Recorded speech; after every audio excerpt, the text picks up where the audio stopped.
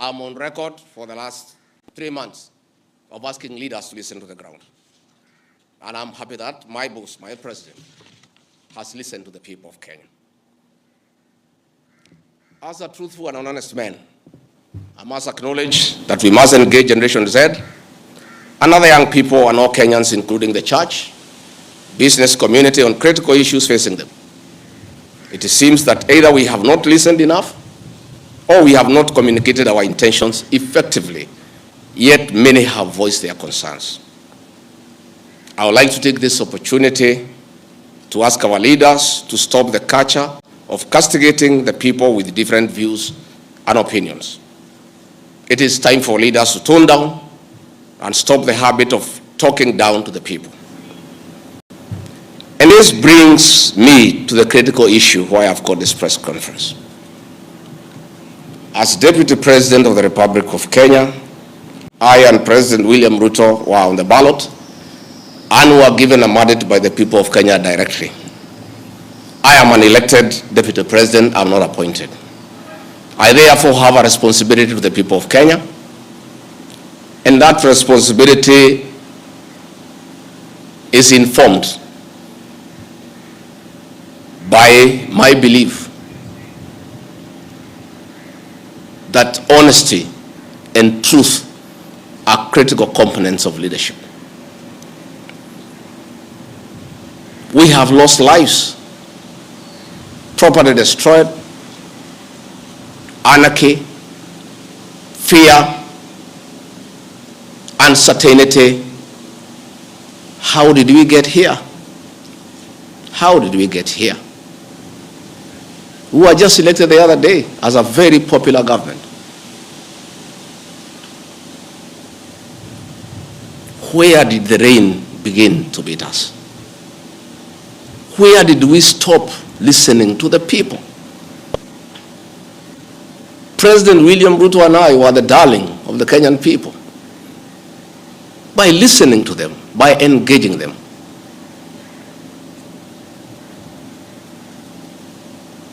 And as a government, we have established institutions to ensure we not only listen to Kenyans, but also genuinely understand their concerns. We invest significant resources in these institutions, particularly the National Intelligence Service, for this purpose. It is clear there has been a failure in the intelligence and advice we are receiving, particularly concerning crucial government policies. The President of the Republic of Kenya today has admitted that it has come to his attention that the people of Kenya did not want anything to do with the Finance Bill 2024.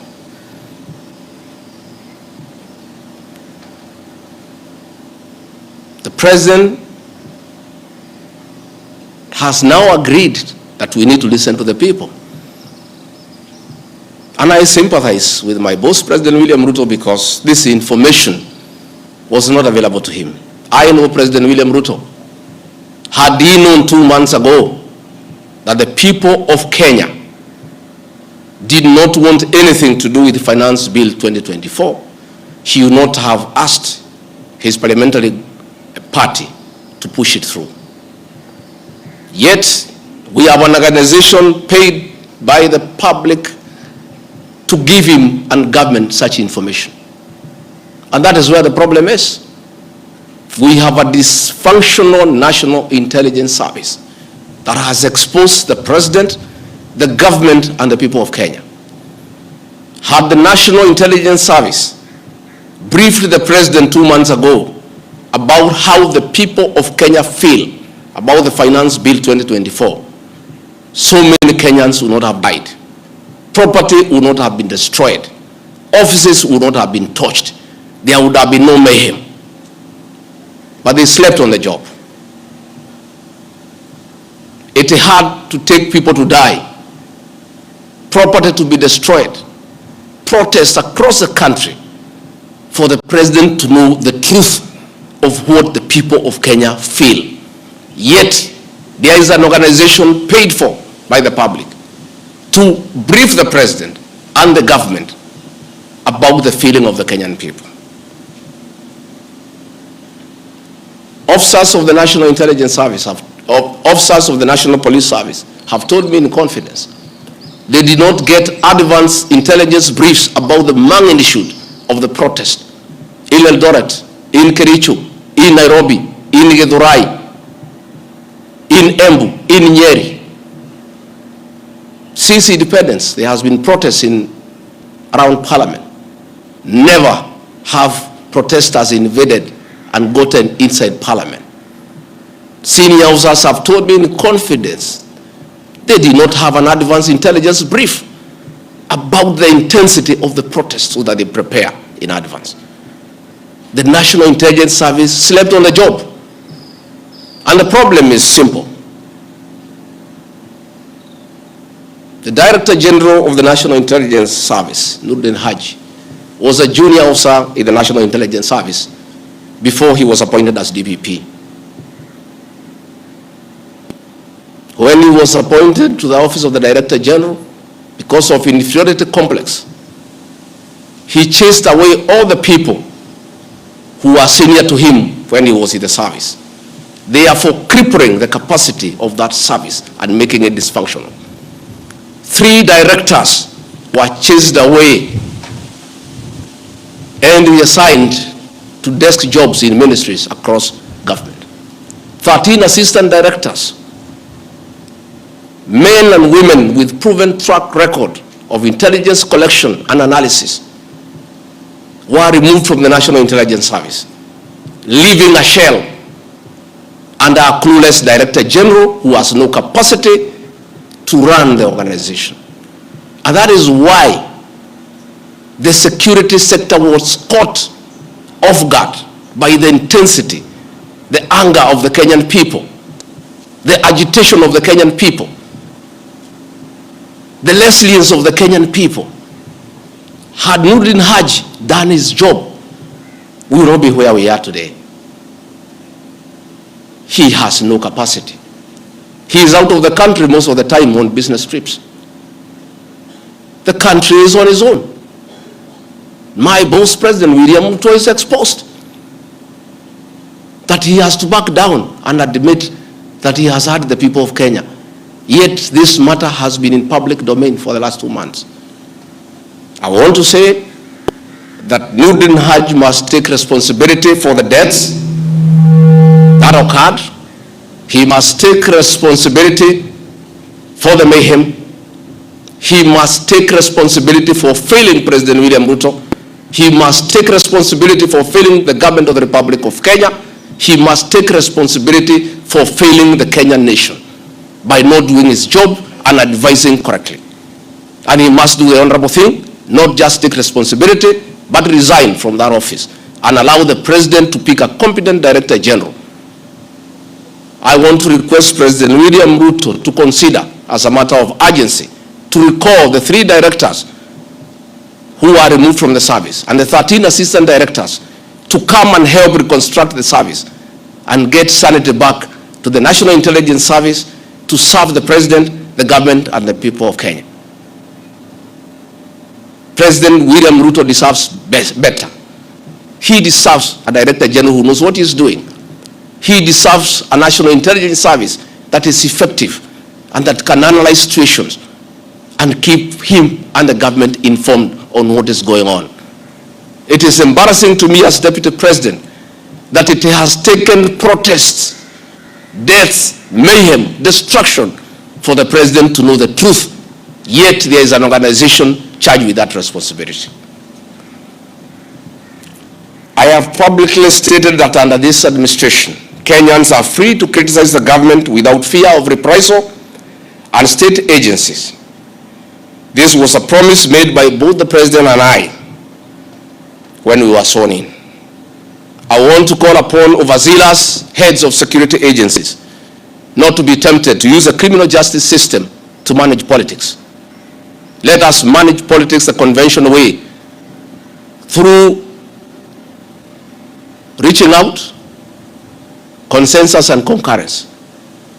I am informed that members of Parliament who voted no have already been targeted by the National Intelligence Service for harassment for their political stand. This is a promise the President and I gave to the people of Kenya that never again shall we use the criminal justice system to manage politics. I want to say that the president and I gave a categorical promise to the people of Kenya that the issue of abductions and extrajudicial killings will never happen again. Sadly, this is back. It is unbelievable that the son of the Honorable Attorney General of Kenya, Justin Bidan Muturi, was abducted at night in a commando style by officers of the National Intelligence Service and held incommunicado for 18 hours. Yet, that is the Honorable Attorney General of the Republic of Kenya. What will happen to other Kenyans? I want to ask our law enforcement agencies to dignify the President and I before the people of Kenya and not backtrack on the promises we made to the people of Kenya, that we shall never again use the criminal justice system to manage politics. Yesterday, Nurdin Haji was trying to put up a team together to craft lies and propaganda and attribute the chaos that were in the country to leaders, I included, former President Uhuru Kenyatta and others. Yet it is very clear, and the President has admitted, that these protests were caused by the anger of the people of Kenya and their refusal of Finance Bill 2024. I want to call on the National Intelligence Service not to take us back to the dark old days of the Nyayo era, where you create propaganda and schemes to undermine leaders and those you don't agree with. I want to say in conclusion, this is a time for reflection and action. And we need to take immediate steps, as the President has guided, and I'm very happy, to engage the Generation Z. And I want to call that generation to tell us whom to engage, because they are leaderless, they are tribeless, they have no organizational structure, but we would like to engage the right people. There could be a temptation among some young people around us in government to pick some friends of theirs and attempt to bring them for discussion. So I want to challenge our young people and salute them for their courage and conviction and the love for their motherland to come up with a structure on how they can engage government in accordance with what President William Ruto has guided this afternoon. In view of the very wise decision by the President, in conformity with the wishes of the Kenyan people, to withdraw Finance Bill 2024 that was in contention, as Deputy President of the Republic of Kenya and a patriotic son of this country, I want to appeal to Generation Z to call off the protests for tomorrow, because their cry has been heard by the President. The President has accepted that there was an issue, there was a disconnect, and the President has done the right thing. And I think it's only fair that we call off the protest so that we don't have further loss of lives and destruction of property. It's an appeal that I've made as a father, as a parent, to our young children. We love you, we respect you. Please, I beseech you as your father, now that the President has given in and accepted to go with the wishes of the Kenyan people, please, my sons and daughters, I plead with you to save lives, to save bloodshed, to save loss of property and lives. My sons, my daughters, please make an announcement this evening and call off the protest. And then we can begin the process of truthful engagement with the Kenyan people. We can begin an honest conversation on how to work on our country. Finally, I want to ask the President and our government to consider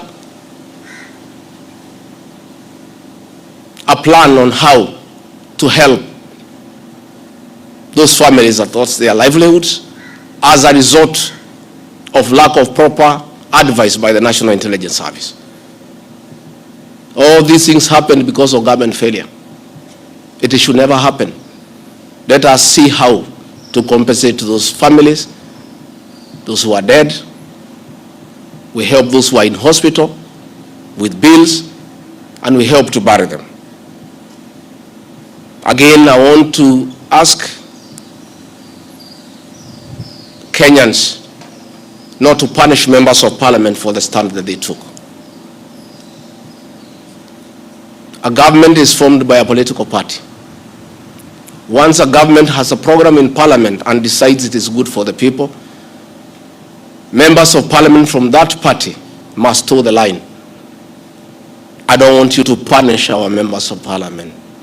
They just did what is right in terms of our political formation. Allow them to be. Allow them to support their government, because that's why they were elected as members of the government party. Let us not harass them. Let us not abuse them.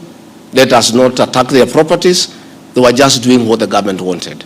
And now that the government has decided to do the right thing, I think we should close that chapter. And if you have a problem with your member of parliament over this matter or any other matter, you will have an opportunity at the right time to punish that member of parliament or affirm he or her by re-electing him or her. And if we do that, it will be good for this country. Finally, I also want to ask the president to consider the issues of the demolitions of houses along Nairobi River.